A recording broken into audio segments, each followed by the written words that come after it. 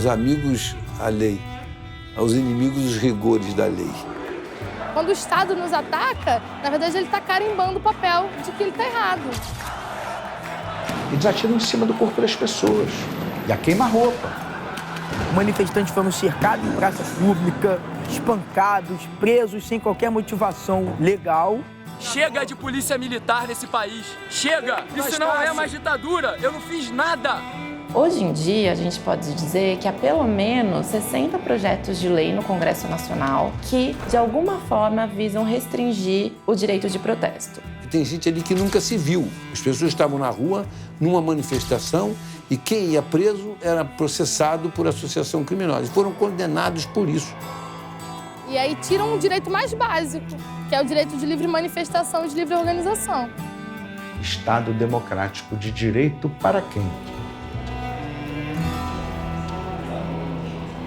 Em 2013, a gente viu nascer uma série de projetos de lei. A gente viu nascer a lei das organizações criminosas, a gente viu nascer uma série de projetos que tentavam criar o crime de vandalismo, bloqueio de vias, de terrorismo também nasce em 2013. A gente viu o próprio executivo expedir a GLO, que é a Portaria de Garantia da Lei e da Ordem. E vimos também em 2013 a lei das organizações criminosas. No primeiro momento, a lei surge de um projeto do PT, por entender que poderia criminalizar alguns agentes públicos que cometessem crimes contra a população. Então, se alguém desaparecesse, ou alguém fosse morto por policiais, por mais de um, porque para ser associação tem que ser mais de um, eles seriam enquadrados nessa lei. Então, vem o primeiro sonho, o sonho punitivo, de que seriam enquadrados somente os agentes públicos que cometessem esses crimes. Eu sempre defendia que isso era um engano, um ledo engano. Eu não conheço lei que seja dirigida, não importa qual governo, a determinada categoria. A gente precisa sempre repensar e colocar em discussão o que é verdadeiramente uma democracia, né? O Brasil, ele vem passando aí por uma série de questões, enfim, e fatos que nos dizem que sim, vivemos uma democracia extremamente fragilizada e que nunca foi plena. E isso fica muito claro quando a gente vê como o Estado trata as vozes dissidentes. Estava todo mundo já na rua há muito tempo. Os retardatários é que vieram para a rua de repente, sem ninguém esperar. E essa mesma meninada dizia, não vai ter Copa. E não teve. Se a gente for examinar bem, não teve. No assim chamado país do futebol, a Copa aqui era para ser uma coisa, uma festa maravilhosa. Não foi nada disso. Não precisava nem a gente tomar aquela surra vergonhosa de 7-1. E quando essa população ousa levantar a voz para questionar, a gente vê o modus operandi do Estado brasileiro que foi sempre o mesmo, que é reprimir, que é calar, que é silenciar, que é tirar das ruas as pessoas que levantam ali as suas questões, e geralmente pessoas que já vivem numa situação de vulnerabilidade muito grande.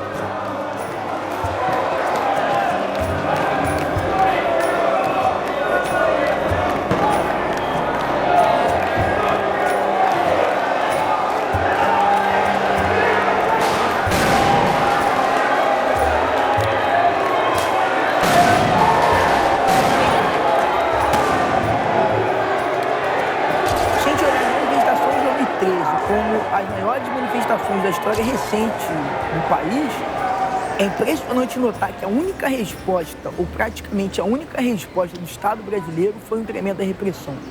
Seja ao nível de leis mais duras contra as manifestações, seja ao nível de endurecimento penal, seja ao nível da repressão física, espancamentos, etc. Não se manifesta. Esse é o recado claro, né?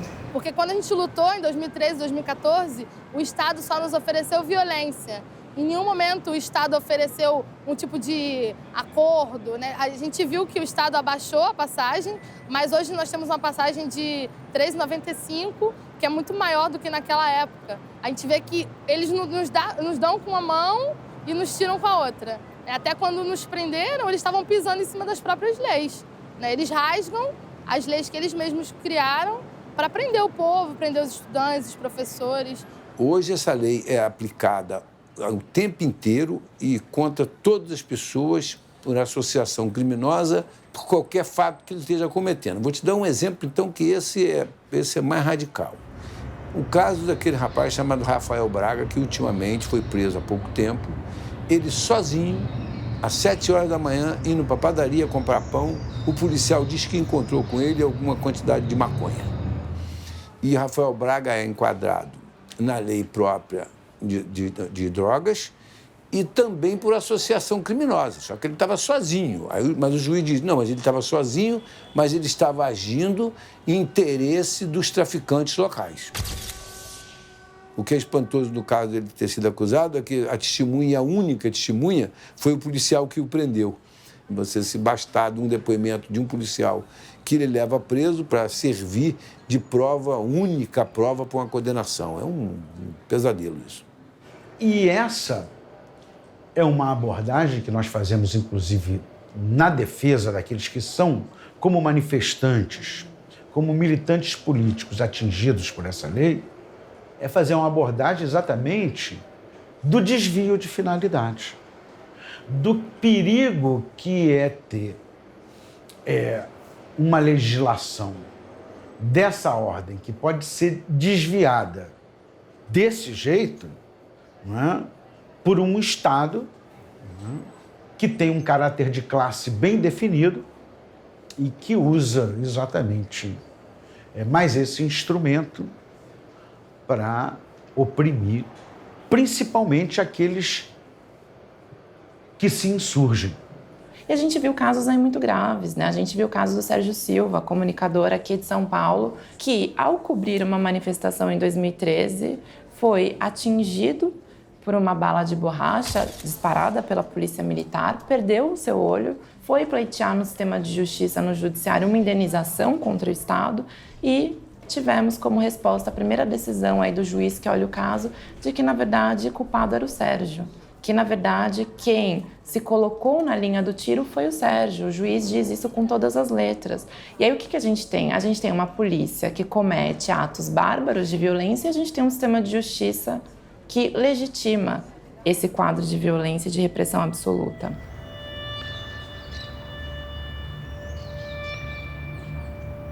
Tem dois momentos. Rafael Braga ele é preso na manifestação de 2013.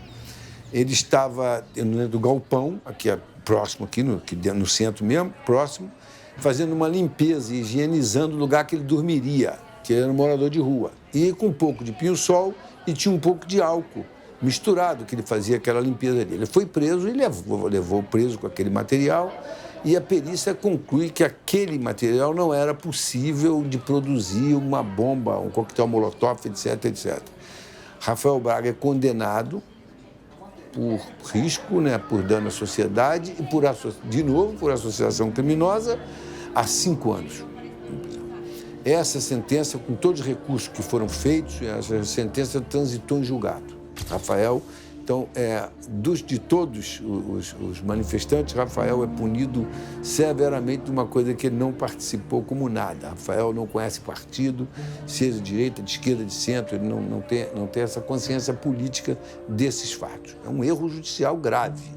Lei é para atingir negros da periferia, das favelas, né, das quebradas, com rigor da lei. É para isso que existe a lei, especialmente.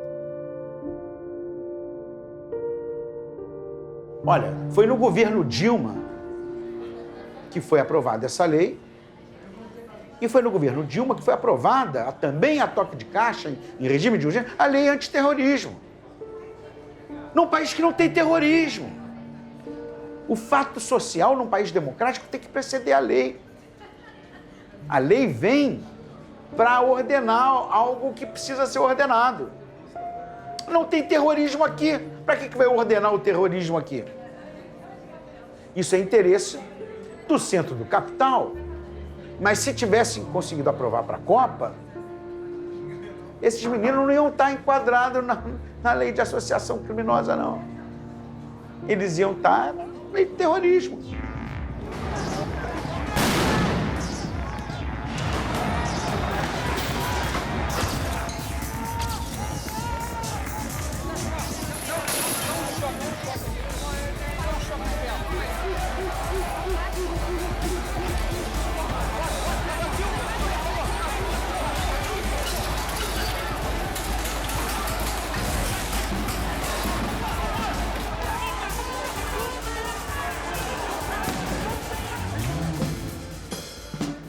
estava muito na cara que ela ia se voltar contra toda e qualquer pessoa que tivesse organizado para uma manifestação, por exemplo. Se alguém pegasse uma pedra e jogasse numa vitrine, aí é um crime de dano, todas aquelas pessoas que estivessem ali envolvidas poderiam ser presas pelo crime de dano e julgadas pelo crime de dano e associação criminosa.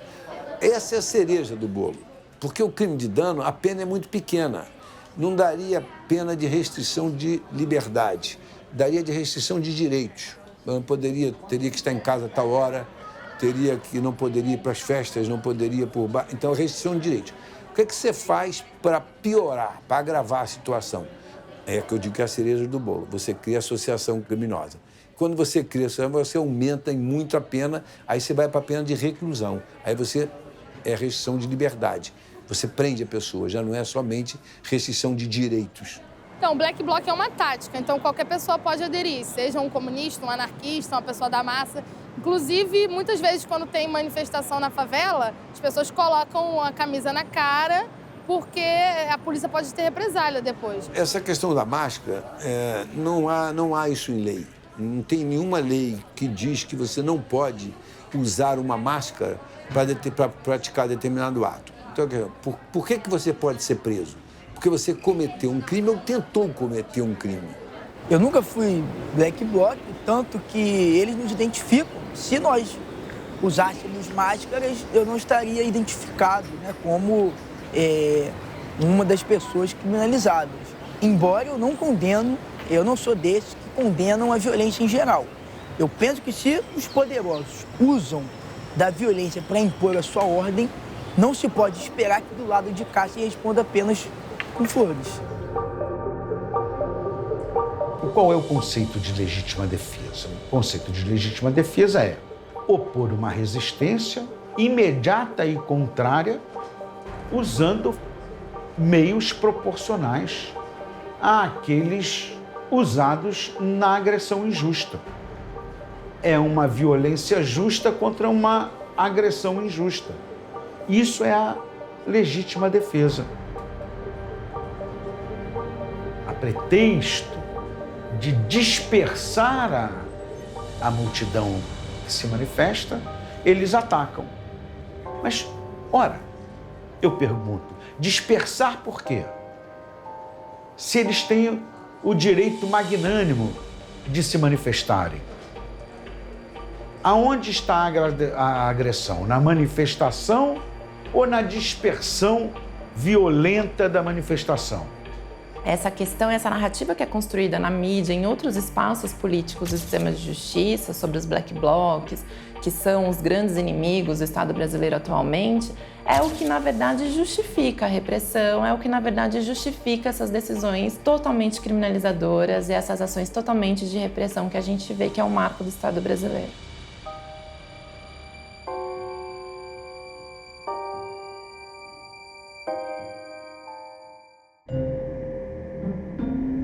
Olha, o preconceito ainda existe, a discriminação jurídica ainda existe e ela está para ser desconstruída. Assim, a gente sempre quis casar. Eu me sentia muito mal porque toda coisa que acontecia entre a gente, a família dele, falava que a gente não era nada um do outro. O pessoal fazia marcha lá na frente da Câmara contra, os outros iam lá dizer que a gente era um bando de malucos, desavergonhados, não sei o quê. Virou assunto na mesa das famílias.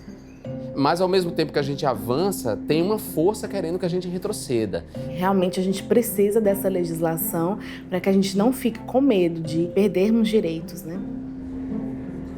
Na verdade, o movimento LGBT, historicamente no Brasil, sempre concentrou seus esforços numa lei que criminalizasse a homofobia. A partir de um certo momento, os ativistas entenderam que, ao lado da criminalização da homofobia, ou mais que a criminalização da homofobia, era fundamental a gente combater a desigualdade jurídica, né, que existia. E essa desigualdade jurídica, ela se materializava no fato de que casais gays, casais homoafetivos, ou como falam os espanhóis, parejas homoafetivas, não podiam se casar, não podiam ter direito ao casamento civil. E ao não ter direito ao casamento civil, não tinha direito a constituir famílias. As famílias homoparentais não eram consideradas famílias. E, portanto, uma série de outros direitos correlatos também não existiam, não se materializavam. O direito à herança, os direitos hereditários, os direitos previdenciários, os direitos de família. Aquilo era muito novo no Congresso, né? Casamento era uma palavra, nem hipótese alguma poderia ser dita. Então virou parceria civil entre pessoas do mesmo sexo. A primeira pessoa que eu chamei, chamamos vários para depor, né? Foi o Tony Reis. Então aí um dos deputados fez assim, queria fazer uma pergunta, porque podia perguntar. Era o Severino Cavalcante, lembra? Famoso. Posso fazer uma pergunta, deputado? Pois não. Bom, a minha pergunta é assim, o senhor é ativo ou passivo? Eu lembro que eu fiquei pasma, não sabia o que falar, mas ele saiu muito bem. O Tony virou e falou, olha, deputado, como isso é uma resposta mais da minha intimidade, acabando aqui, eu não tenho nenhum problema conversar com o senhor sobre o assunto. A gente vai tomar um vinho e eu lhe conto. Aí todo mundo caiu na gargalhada, deu aquele... né? Mas foi um horror. E eu estou mencionando ainda esse projeto que era bem pouquinho, não era quase nada. Antes não tinha nada, né? Era para herança, né? Era para herança, basicamente, para a pessoa não ter que passar o que estavam passando. E aí eu me elegi em 2010 para deputado federal pelo Rio de Janeiro. E eu conversei com as principais lideranças do movimento e falei para eles que o nosso mandato tocaria como pauta principal da agenda LGBT o casamento civil igualitário. Algumas lideranças foram contrárias a essa decisão e eu disse, então vamos fazer o seguinte, vocês são movimento social, vocês agem de um jeito, eu sou mandato, né, estou na institucionalidade, eu ajo de outro. Então nós temos aí duas agendas sendo tocadas, uma pelo movimento social, uma pelo mandato do único deputado LGBT que tem na Câmara, que sou eu. E aí eu comecei a tocar a pauta do casamento. Em 2011, o Supremo Tribunal Federal reconheceu as uniões estáveis homoafetivas como entidade familiar. Né? Havia uma brecha interpretativa na Constituição Federal. Não proíbe, nem reconhece. Havia um vazio, um silêncio. Nos termos do artigo 1525 do Código Civil Brasileiro, não havendo nenhum impedimento para esse casamento, encontra-se as nudentes em condições de contraírem matrimônio. Pergunto a Bianca Lorena Borges Tavares, é por livre e espontânea vontade que recebe Leisângela Pires Cavalcante? Sim. Leisângela Pires Cavalcante, é por livre e espontânea vontade que recebe Bianca Lorena Borges Tavares? Sim. De acordo entre ambos, que acabais de afirmar perante mim e as testemunhas por receber, eu, em nome da lei, vos declaro casados.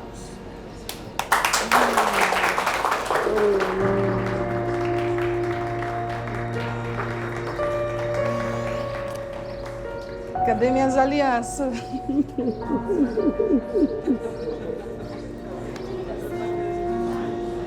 Eu queria dizer que eu te amo mais que tudo nesse mundo. E que esses 12 anos se transformem em mais de 50.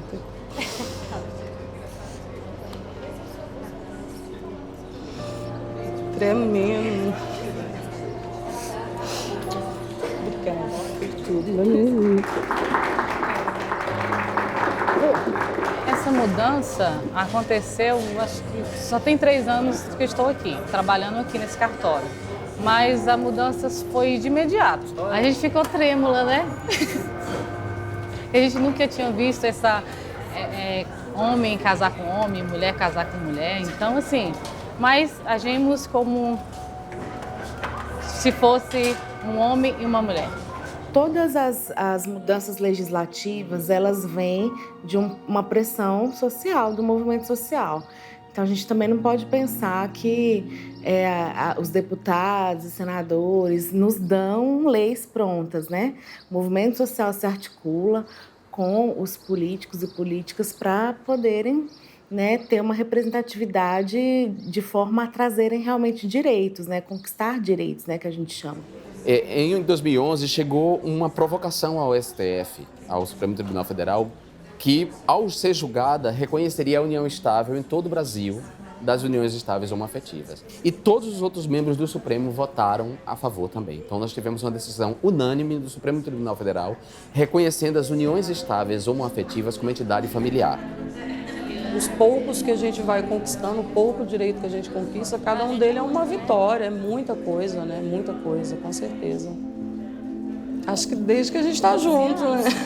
12 anos já que a gente está junto, já tem um bom tempo que a gente programa esse casamento, né? Assim, a gente sempre quis casar, sempre quis ter esse tempo, conseguir fazer isso, né? No cartório, vir registrar isso, ter isso com a gente, sempre foi um sonho. A gente resolveu fazer agora porque a gente ficou, não sei, a gente ficou com medo, não sabe o que espera daqui pro ano que vem, né? A gente não sabe se vai poder realizar isso mais pra frente. Ótimo. Eu acho, toda a vida apoiei, a vida dela, do jeito que ela quiser ser feliz, ela sendo feliz é a minha felicidade, né? Então, pra mim, normal. Independente de se são duas mulheres, dois homens ou uma mulher, eu acho que é cidadania, todo mundo tem direito, independente, eu acho que as pessoas se preocupam demais com quem que eu vou casar, ou com quem que você vai casar, com quem que você vai casar, ninguém tem nada a ver com isso. Eu não consigo ver a importância que as pessoas se incomodam porque tem duas pessoas do mesmo sexo casando. Não entra na minha cabeça isso. Então, depois da decisão do Supremo Tribunal Federal, alguns juízes continuaram negando, quer dizer, reconhecia a união estável, mas não convertia em casamento civil. Aí o Conselho Nacional de Justiça, em 2013, falou, todos têm que obedecer. E aí o casamento civil é conquistado materialmente como direito através do judiciário, mas não como um projeto de lei. Mas quem disse? Não é lei. Lei é quando está na Constituição. E o meu projeto era entrar na Constituição. Casamento não é mais entre homem e mulher. Casamento é entre duas pessoas.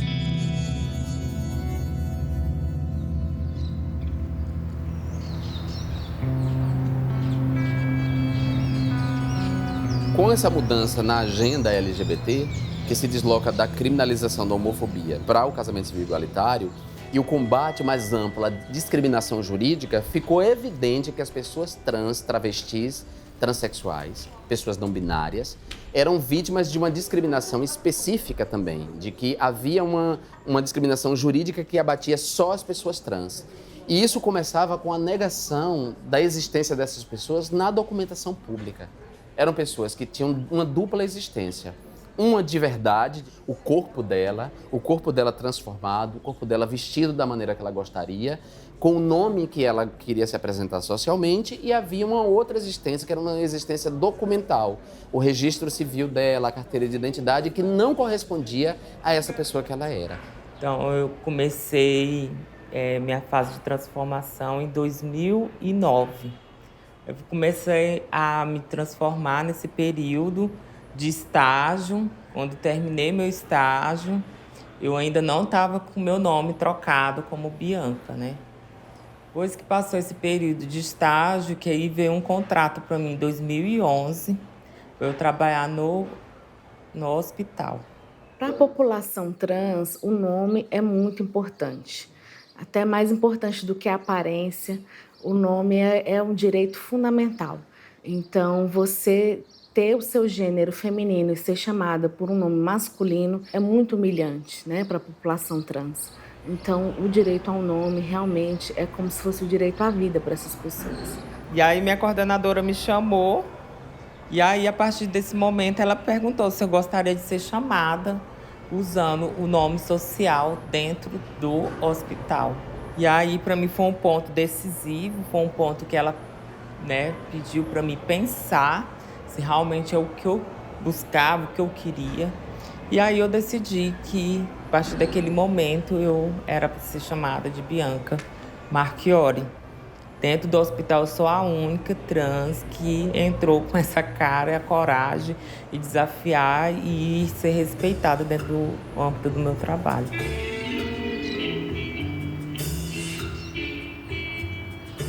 A partir do momento em que eu me vi como uma pessoa trans e que iniciei a alteração da minha imagem, a alteração do meu corpo, eu me vi na necessidade de alterar o nome, porque não condizia mais com a aparência. Eu tentava fazer coisas normais de rotina e Sempre que eu precisava apresentar a documentação, gerava transtorno, eu tinha que estar me explicando para pessoas desconhecidas, talvez para pessoas que nem queria, né?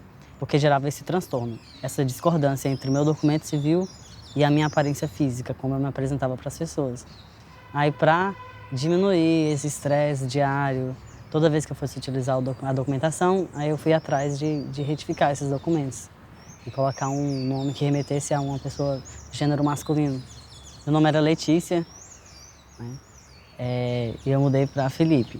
Na época, a Letícia é uma pessoa comum, tratada como mulher, seguia os padrões da sociedade, que os papéis impostos para a mulher, que era crescer, casar, cuidar da família, dos filhos. Eu acho que a gente tem que compreender que na vida existem pessoas trans e que as pessoas trans manifestam a sua transgeneridade muito cedo nas suas vidas. E que até então isso não era respeitado porque sequer as pessoas trans eram reconhecidas. E elas eram vítimas de violência muito cedo para encarnar um gênero que não era o que elas queriam encarnar. Então, pessoas que nasceram do sexo masculino e que desde os 3 anos de idade manifestavam uma identificação com o gênero feminino, muitas pessoas foram submetidas a violências por parte dos pais, foram obrigadas a encarnar o gênero que elas não queriam e sofreram a vida inteira. Muitas se mataram, outras desenvolveram problemas de depressão e outros transtornos psíquicos. Antigamente, a pessoa precisava entrar com uma ação judicial para que um juiz dissesse a ela se ela tem o direito de retificar, de mudar esse nome, de adequar o nome que está na certidão de nascimento ao que ela vivencia, ao que é a realidade social dela ou não, e mudar também a designação do gênero na certidão, né? Ou de masculino para feminino ou feminino para masculino, né? A depender de qual seja esse caso. E, assim, o nosso maior desafio aqui na região norte, né? Falo pela região norte, é que a gente tem a população de trans que é muito maltratada, né? É uma população trans que não conseguiu ascender socialmente, né?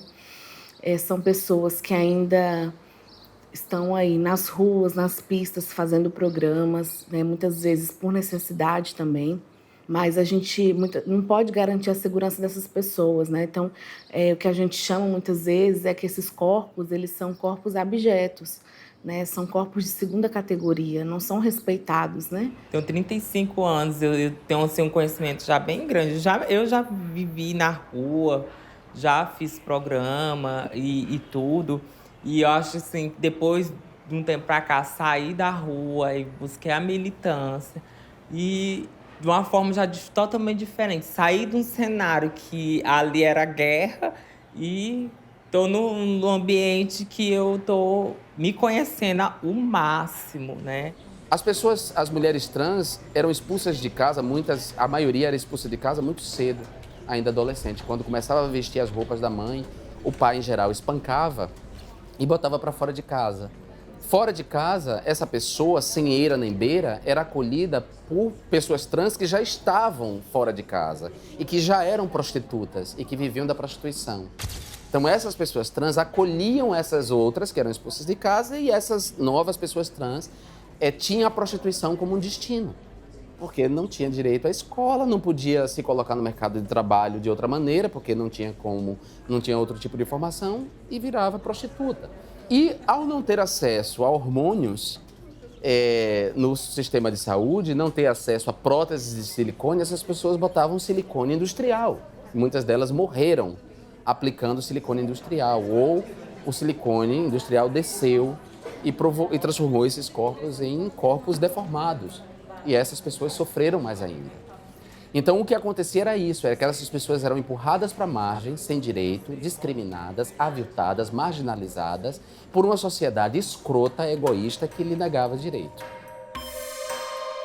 Aí depois disso, depois de 2 anos, aí eu fui pensando e eu falei assim, por que eu não fundar uma associação voltada para as travestis transexual dentro do estado de Tocantins. Aí a gente fez uma forma elaborada, fizemos assembleia, fizemos estatuto, organizamos.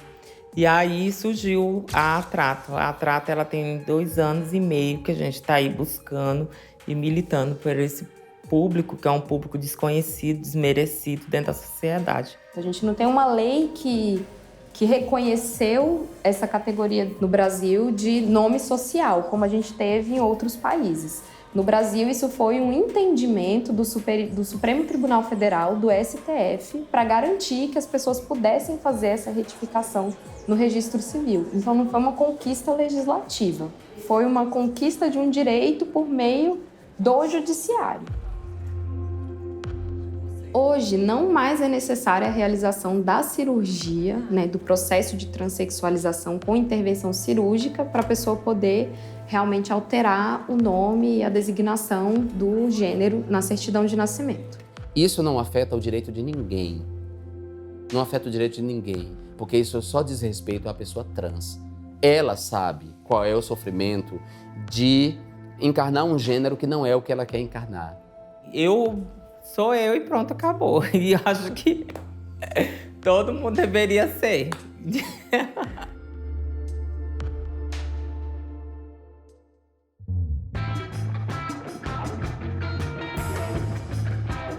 A lei ela é formada, a lei é feita por uma classe dominante. Em 2014, a gente tinha um cenário de Copa do Mundo no Brasil. Os mandos e desmandos da FIFA eram enormes. Eu desafio vocês, ou qualquer um, a examinar em auditoria qualquer contrato de qualquer ente do Estado, do município ou da União. Duvido que não vai existir uma irregularidade, uma propina, uma sacanagem.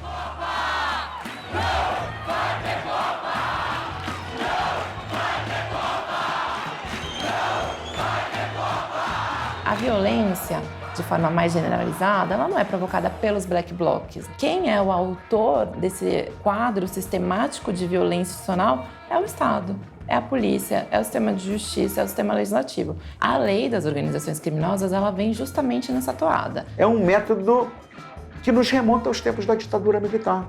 É uma sinalização clara do poder judiciário associado com a grande imprensa de que o povo não deve se manifestar. Vem outro agora que vai quebrar a ordem e construir uma outra completamente contrária àquela que nós sonhamos.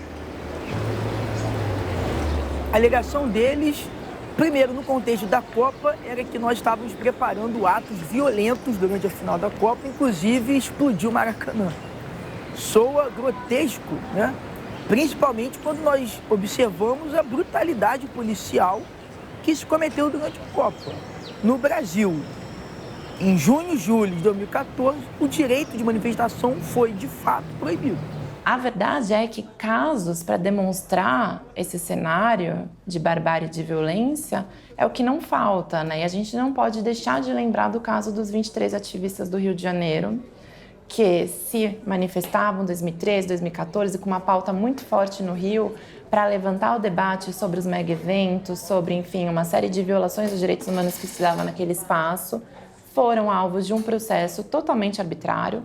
Pessoas que sequer se conheciam foram processadas por organizações criminosas, por associação criminosa, por dano ao patrimônio, por porte de artefato explosivo e que tiveram essa condenação, essa sentença proferida esse ano. Na véspera da Copa, da final da Copa do Mundo, nós tivemos nossa prisão decretada. Dos 23 ativistas, a maioria foi preso, foi encerrada em Bangu, que é o maior complexo de presídios da América Latina. Após 15 dias, nós ganhamos o direito de responder ao processo em liberdade. Contudo, o Tribunal de Justiça do Rio, ao nos libertar, nos impôs uma condição que é absolutamente ilegal, que foi nos proibir de frequentar manifestações ou protestos. E como eles entenderam que no dia 15 de outubro, após essa libertação, eu participei aqui na Cinelândia mesmo, de um protesto pelo Dia do Professor, decretaram novamente a minha prisão, em decorrência dela eu fiquei 7 meses preso. Nas alegações finais,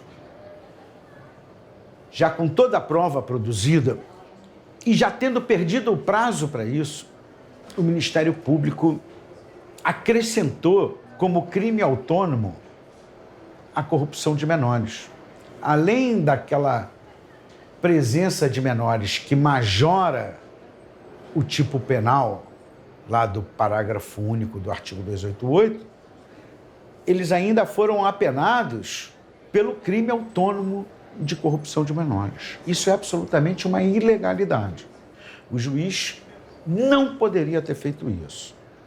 A prisão é uma grande experiência e os 7 meses que eu passei lá tiveram 2 significados. Por um lado, a indignação com a tamanha injustiça, porque se eu já encontrava motivos para me engajar politicamente pelo que eu via nas ruas, o que se encontra no sistema penal, no subsolo da nossa sociedade, é ainda pior, é muito pior.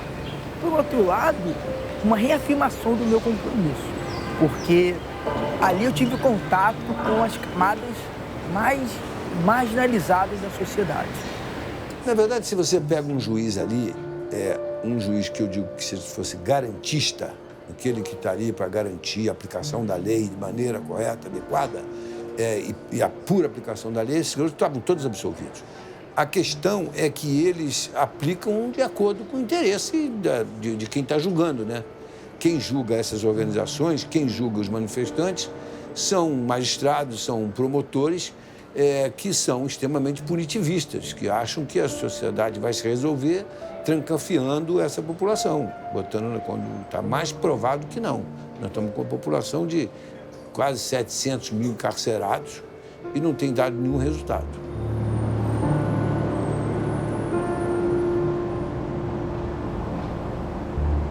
Fiquei presa 5 dias no Degase. A época que eu fui presa, eu era estudante, secundarista, organizada no Grêmio Estudantil, e ao fazer manifestações pelos direitos dos estudantes. Eu moro na Maré, que fica numa área pobre do Rio de Janeiro, e eu fui presa com o Exército na minha casa. A época da Copa do Mundo, né, a Força Nacional de Segurança estava nas ruas, estava fazendo patrulhamento, e eu fui presa com um tanque de guerra mesmo, e 2 carros da Polícia Civil. E eles reviraram a minha casa e xingaram a minha família, e foi uma abordagem muito esdrúxula. Eu não tive tempo nem de ir ao banheiro, né? Eu tive que sair, pegar documento, ir para a delegacia, sem saber muito bem por quê, com um papel dizendo que eu estava sendo presa. Foi uma abordagem muito cruel, assim. Acho que na periferia eles abordaram de uma forma mais forçada. É acordada quase com eles arrombando a porta. Deixam a casa absolutamente em total desalinho, menosprezam a casa, chamando a casa de muquifo, né? Apreendem panfletos, bandeira do movimento estudantil, no que estavam revirando tudo, deixando tudo desalinhado, encontrando entre as roupas íntimas do pai, numa cômoda, a arma dele, a arma pessoal dele.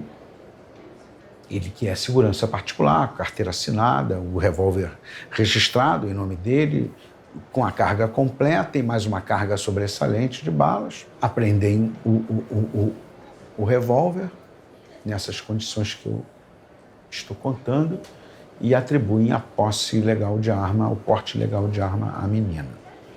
E ao pai, um outro processo por omissão de cautela. O processo foi arquivado e ela é livre da acusação. Conseguimos desmontar a farsa policial que foi montada.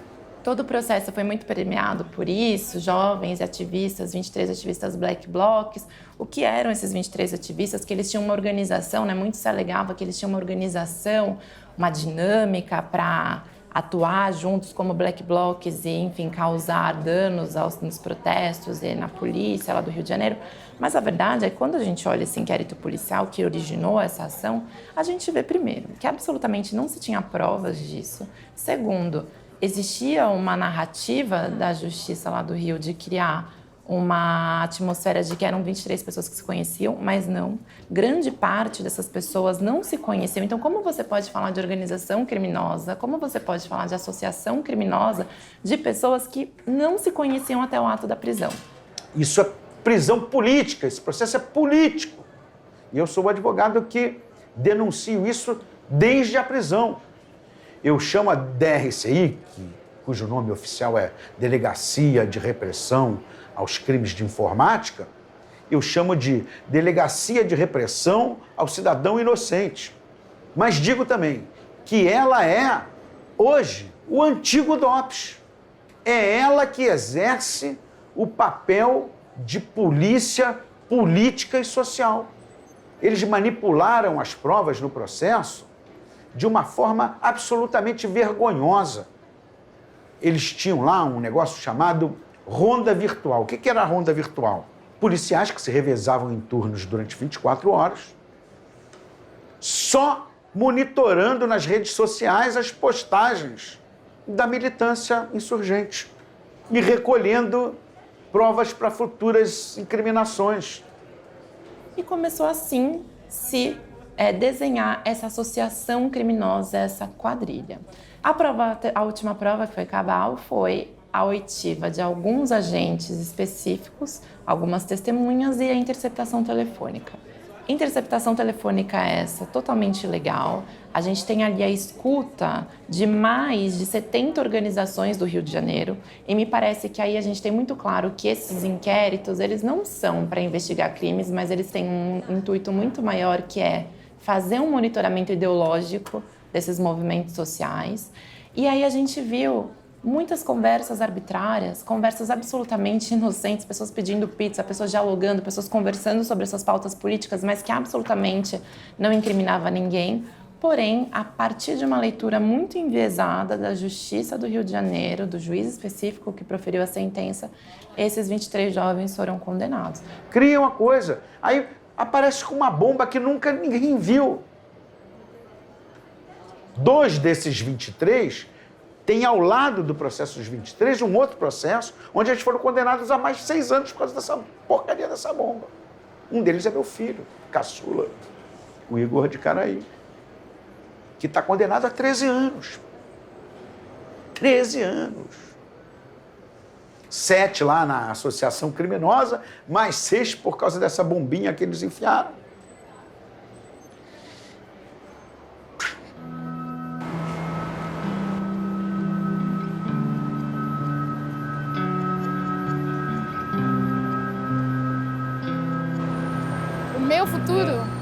O futuro de um revolucionário, ele é sempre incerto, né? Porque a gente vai onde a massa tá. E hoje eu atuo muito com os professores, com os estudantes. O meu futuro é sempre lutar pelo direito do povo de forma democrática. O enfrentamento de um revolucionário no processo, seja um acusado ou um advogado, é o papel de acusar o Estado, é acusar o seu acusador. E eu sou a defesa que acusa. É lá que estão os criminosos. É lá que estão os verdadeiros detratores do povo. É lá que estão os transgressores das leis. É lá que estão aqueles que rasgam a Constituição, que rasgam o direito universal da pessoa humana de se expressar, de opinar, de se manifestar. Na verdade, eles não detalham, eles nos condenaram. Hoje eu estou condenado a 7 anos e meio de prisão por organização criminosa, armada e corrupção de menores. E sim, se a segunda instância confirmar, se o Tribunal de Justiça confirmar essa decisão, eu e mais 22 pessoas iremos para a cadeia por termos tido a ousadia de nos manifestar em 2013 e 2014.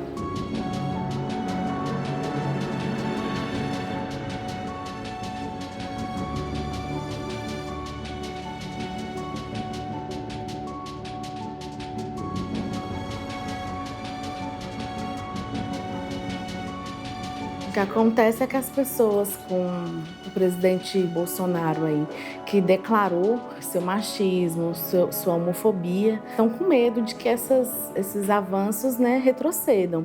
Percebi a mudança do dia após a eleição, que eu recebi várias mensagens, por exemplo, já pode matar viado, viado bom é viado morto. Famílias inconversáveis, preconceituosas e um medo enorme de poder ser quem elas eram. A gente não tem o que ser transformado, não tem o que ser curado. Porque as pessoas que são LGBTs, elas são LGBTs. Elas não vão simplesmente num passe de mágica, num pó de pirlim-plim-plim ou numa porretada de um cacetete virar heterossexual. É fundamental que a gente dê força de lei a essas conquistas materiais de direitos. Eu acho que nesse momento o nosso Congresso conservador, eu acho que não vai ser uma pauta para o Congresso.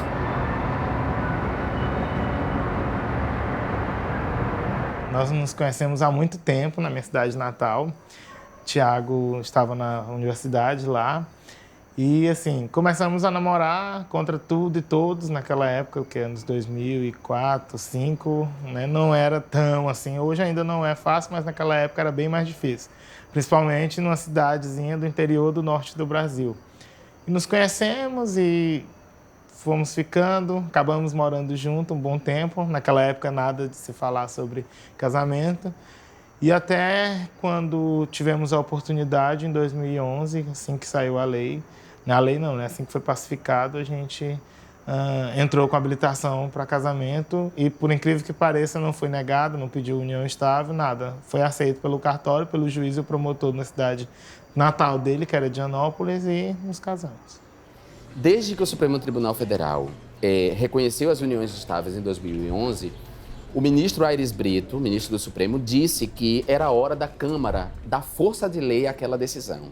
E a Câmara não deu força de lei a essa decisão, porque a Câmara é formada majoritariamente por conservadores e reacionários ligados ou a igrejas neopentecostais fundamentalistas ou ligados à direita católica. Então, a união dessas bancadas faz com que as pautas LGBTs, as pautas em favor da cidadania LGBT não avancem. Então, com isso, a gente não conseguiu dar força de lei, mas a gente então apelou para o judiciário, nós fomos por um outro caminho. Fomos o primeiro do Tocantins, o primeiro da região norte e o 9º do país, que naquela época tava uma corrida, assim, né? Tipo, saía e a mídia soltava.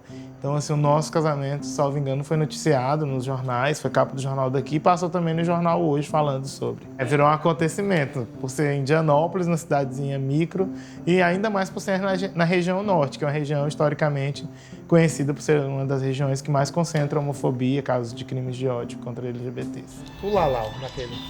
Isso, até ele cair.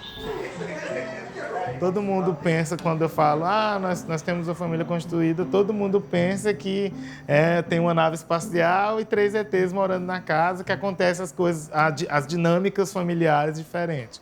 Mas aqui, assim, tem quem exerce mais a função de cuidado e a função de proteção, né, que seriam, no caso da família heteronormativa, hegemônica, tradicional, a função paterna e função materna. Quando a gente se casa, quando a gente deu a entrada na habilitação para o casamento, a gente já tinha Augusto, né?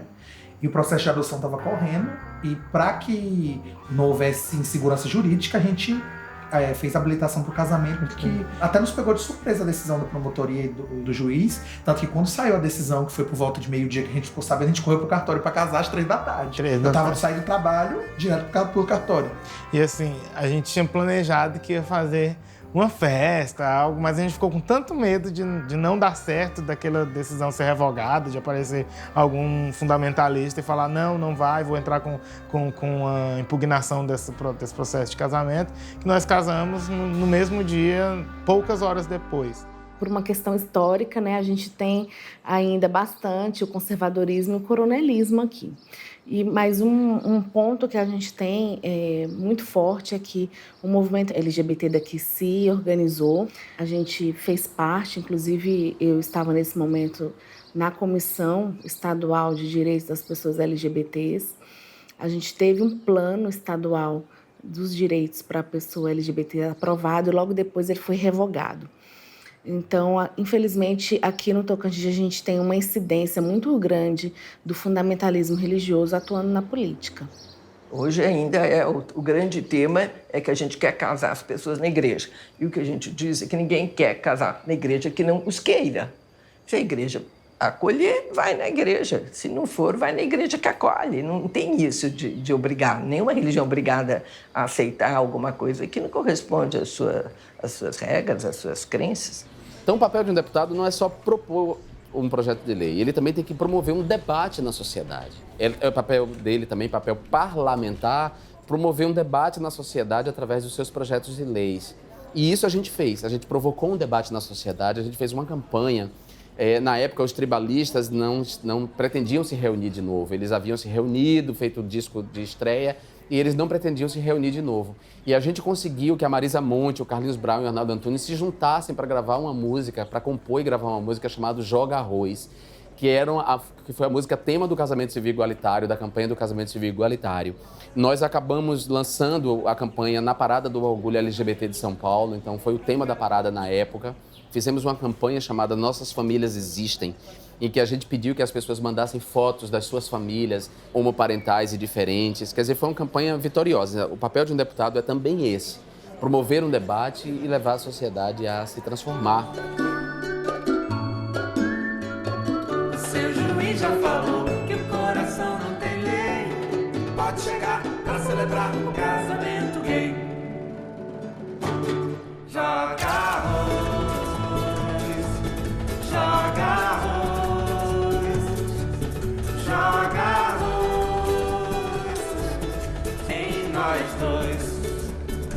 Já teve mais de 15 mil casamentos, né? Até 2017, aí é uma contabilidade aí do Conselho Nacional de Justiça, o CNJ, mas infelizmente a gente ainda não tem nenhuma lei do casamento igualitário, né? Então realmente nós precisamos avançar, embora já exista aí uma vontade do judiciário, do executivo, né? Mas a gente realmente precisa de uma lei de casamento igualitário. Nós somos padrinhos até de um casal, que é a Wesley e a Tati, que são uma trans e um rapaz, e eles conseguiram através do casamento que eles não tinham antes, que era conseguir seu apartamento próprio, porque só sem o casamento eles não aceitavam eles somarem renda, somarem FGTS. Então, o instrumento do casamento civil trouxe bastante direito para a gente, para a comunidade LGBT como um todo.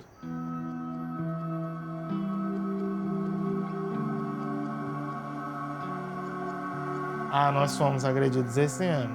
Estávamos todos comemorando o aniversário de Palmas. A gente morávamos em Palmas ainda. Tava eu, Thiago e um amigo nosso, Marcos, 3 bichas, comemorando, sorrindo, falando. Ele é recém-chegado em Palmas. O pneu do carro estourou. Parei para trocar o pneu do carro. Estávamos todos fazendo uma maior festa. Era 3 mariposas trocando o pneu do carro, tudo feliz e alegre. Me chega uma viatura da Polícia Militar, a viatura encostou, o policial já desceu jogando spray de pimenta. E assim, eu sempre tive um gênio forte para a injustiça. Eu perguntei, o senhor está louco? Por que o senhor está jogando spray de pimenta?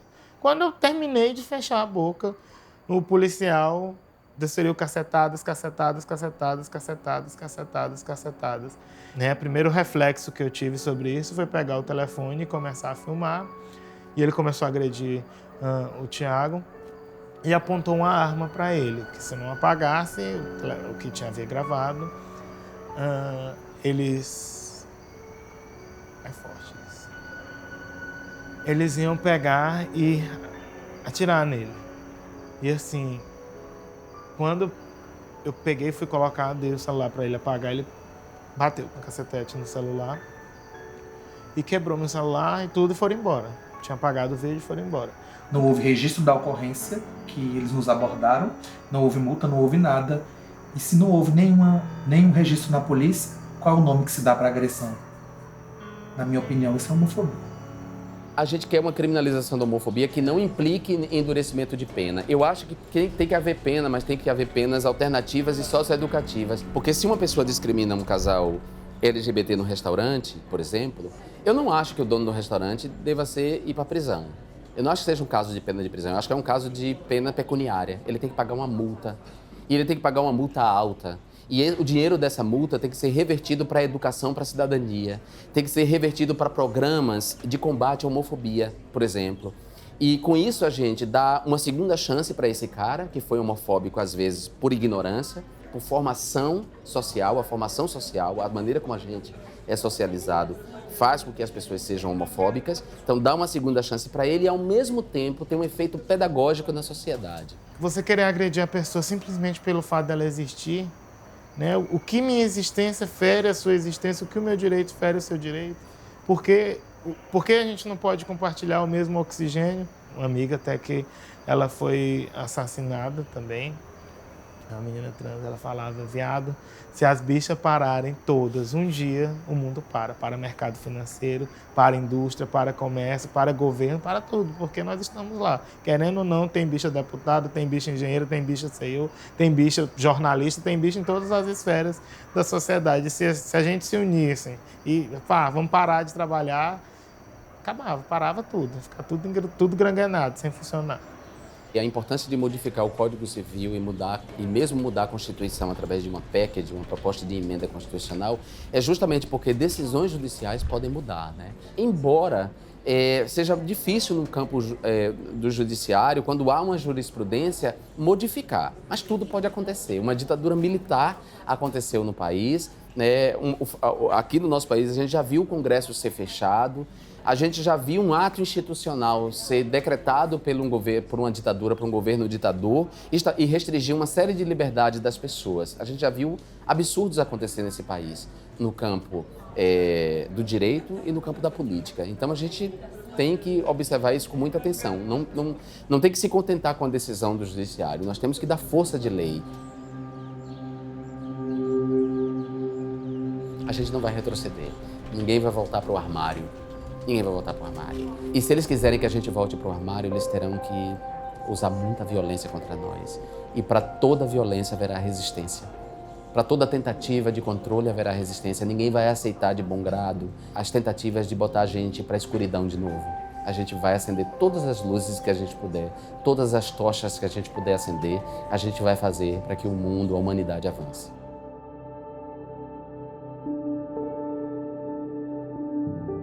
O ser humano é muito difícil lidar. Quando você já está habituado a se sentir, de certa forma, livre e alguém quer impor algo que está relacionado ao que ele acredita e que não o que você acredita, vai gerar um certo conflito para a sociedade. Aí a família joga a trans para fora. Qual o apoio que ela tem na rua? Onde que ela vai sobreviver? Como que ela vai se colocar na sociedade? A gente está num ranking muito perigoso no mundo, que é o de terceiro país que mais mata pessoas trans. Se o Estado é laico, ele tem que legislar e dar garantia de vida plena a todos os seus cidadãos e cidadãs. A gente está se transformando. A gente está enfrentando os egoístas, os reacionários, os fundamentalistas religiosos que acham que a sociedade não tem que melhorar e tratar essas pessoas com respeito, com dignidade e garantir a ela direitos. Direito básico. Direito a frequentar a escola, direito a existir com o nome que ela quer, direito à saúde, né? Direito à dignidade. Se a gente for pensar que a gente vive, né, dentro de um Estado democrático de direito, que dentro desse Estado democrático de direito a gente precisa que todos que estão incluídos, né, dentro do país, do território brasileiro, sejam cidadãos e cidadãos plenos, que haja respeito e observância à dignidade da pessoa humana, a gente precisa tratar, né, e buscar uma igualdade. Então, é muito importante que a gente tenha um reconhecimento da questão do nome social, mas não só o nome social, que ele traduza realmente a personalidade, né, e a imagem da pessoa que carrega. A questão de adaptação, para minha mãe, foi mais difícil. A gente sempre teve uma proximidade, então, para ela ter 24 anos me chamando por um nome, e na cabeça dela já ter criado uma imagem e depois ter que alterar isso, um nome que ela tinha dado, né? Que ela tinha se acostumado. Não teve resistência, né? Foi só questão de tempo e ela foi se adaptando com o tempo. Ela me aceitou. Meu pai não tem muito contato com ele, mas também não... Ele disse que quer minha felicidade, só não quer que eu passe por coisas ruins, que eu me arrependo. E a família, no geral, aceitou, de certa forma. E a gente não pode achar que o caminho é violentar essas pessoas, que o caminho é impor a essas pessoas um nome que elas não querem ter, é impor a essa pessoa a roupa que ela não quer vestir. É simples assim, é só você olhar isso. Se a pessoa for seu filho, você tem que olhar com mais atenção ainda. Porque tem pais aí aplicando violências contra filhos para poder corresponder à pressão dos vizinhos. Não, respeita seu filho, respeita sua filha.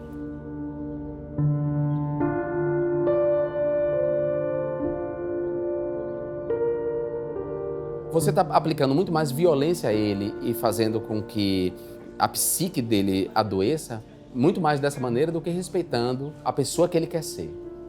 Eu acredito que os conflitos familiares tem origem na fé e imposição de religião para gerações futuras. Quando uma família resolve seguir uma linhagem, uma religião, ela quer impor isso para os seus filhos, pode gerar certo conflito, porque as gerações, né, ao passar do tempo, elas vão se desprendendo mais da religião. Elas conseguem enxergar que não é a única forma de viver, que não existe verdade absoluta e que isso está enraizado nos nossos pais. E que se a gente tem uma orientação diferente de vida, um discernimento diferente do que é a vida, a gente consegue tomar decisões próprias sem depender da família aceitar ou não. No meu caso foi mais fácil porque eu já era independente financeiramente. Eu notifiquei a minha família, eu avisei a minha família, não pedi autorização de ninguém, já era maior de idade, tomava minhas próprias decisões.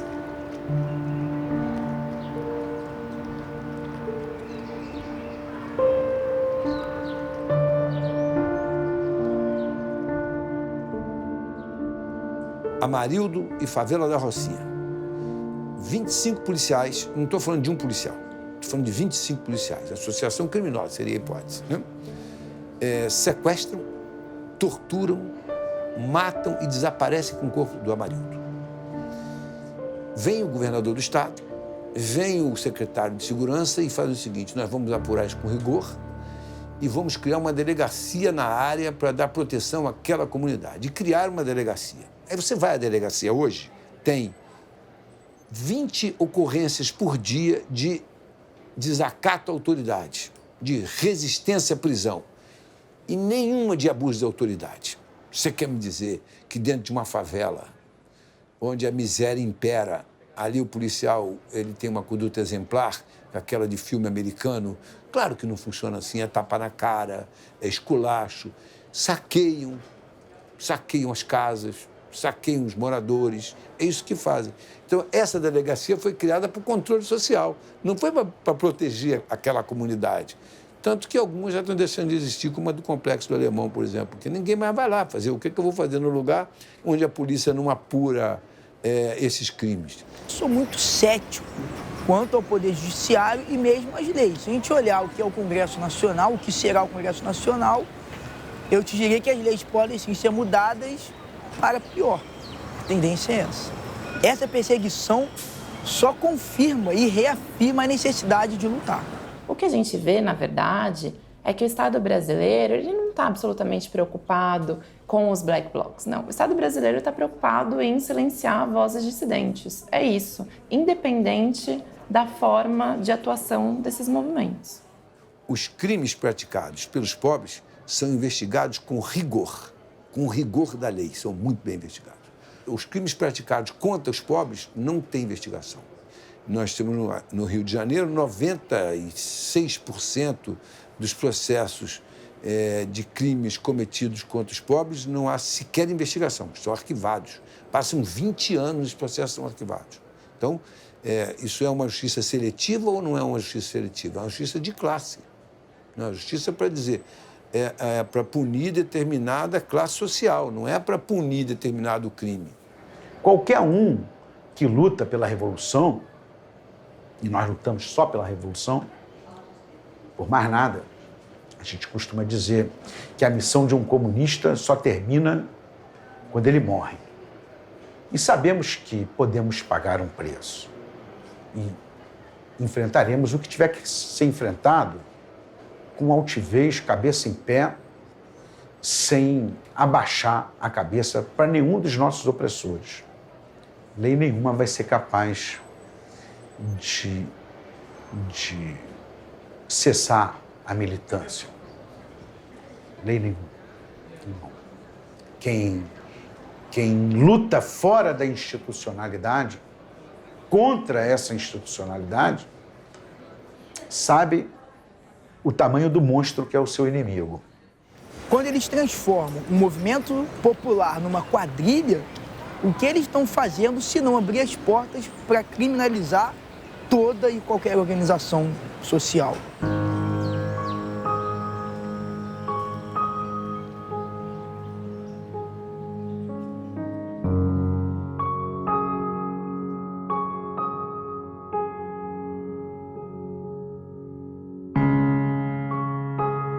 Olha, o futuro ninguém sabe.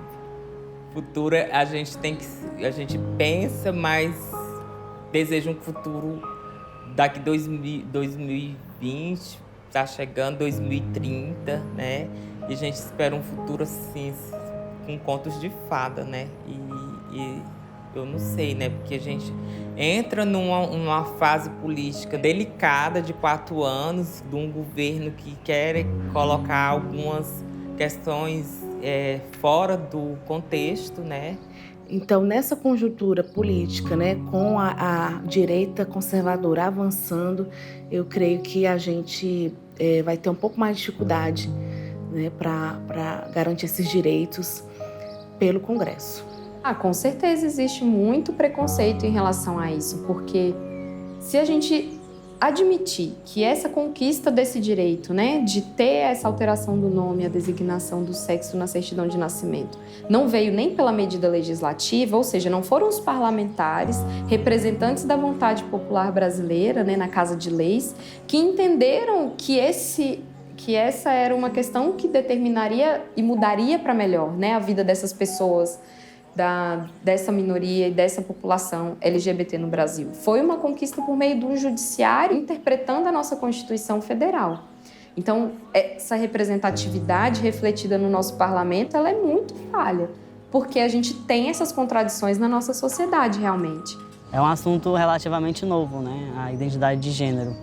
E a resistência se torna maior ainda quando o poder público, quando os representantes do nosso país tentam atrapalhar essa evolução da sociedade, de aceitar as pessoas, independente de como elas sejam. Uma vez que a pessoa não transgride as leis da sociedade, ela devia ser aceita como ser humano, todos iguais. É assim que a lei fala, todos iguais perante ela. E não é o que acontece, de fato. E é isso, às vezes as pessoas não veem a gente como ser humano, assim, que tem pensamento, que tem essência, que tem a feminidade, de tudo, né? De ter um laço familiar, de ter uma criança, de ter um marido. E a sociedade condena nós o máximo. Você está se envolvendo com a travestis. Mas a travesti não tem pensamento, ela não tem uma cultura, ela não tem uma questão de tudo, assim. E isso carreta muito. Ter conquistado esse direito de ter um nome no registro civil que condiz com a minha identidade de gênero, que respeita a minha identidade de gênero, me torna simplesmente um cidadão comum, como qualquer outra pessoa. A gente não busca por privilégio, só igualdade. Porque hoje eu já posso usar a minha documentação sem ser questionado, passar por despercebido, que é isso que eu pretendia, ser considerado só como uma pessoa comum, não ser questionado toda vez que eu apresentasse um documento. Sim, somos iguais, né, na verdade, né? Todo mundo é igual. Nós somos normais, né? Nós temos direitos, a gente não quer privilégio, a gente quer direitos iguais, esse mundo também é nosso. E, assim, com ou sem amparo da lei, a gente vai estar aqui existindo, resistindo, né? Mas é lógico que com o amparo da lei a gente se sente bem mais, como é que a gente fala, protegido, né?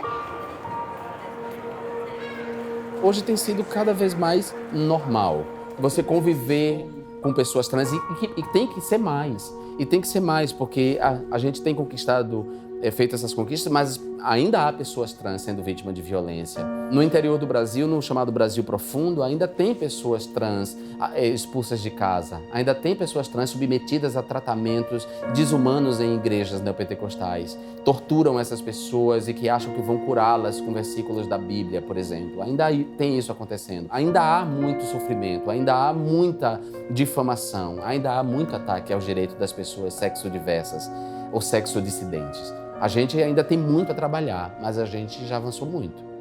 Eu temo muito pelo futuro do nosso país, por tudo que nós já conquistamos até agora, por tudo que as minorias já têm conquistado através de muito suor, simplesmente por egoísmo, por querer que as pessoas sigam o seu modo de pensar. O futuro do nosso país está ameaçado, principalmente nas leis para as minorias. A democracia é um sistema produtor de direitos. A democracia sempre pressupõe um campo aberto para que novos direitos possam emergir. E é típico das democracias que, às vezes, um direito colida com o outro. E quando um direito colide com o outro, o judiciário tem um papel importante na hora de fazer justiça.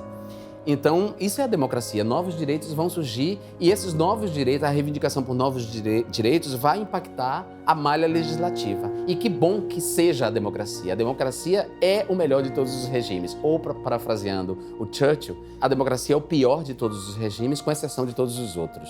Eu prefiro viver numa democracia com todas as contradições, com toda a colisão de direitos que ela possa implicar, do que viver numa ditadura, do que demandar por tiranos, né, por grandes pais, por pessoas que obriguem a gente a obedecer.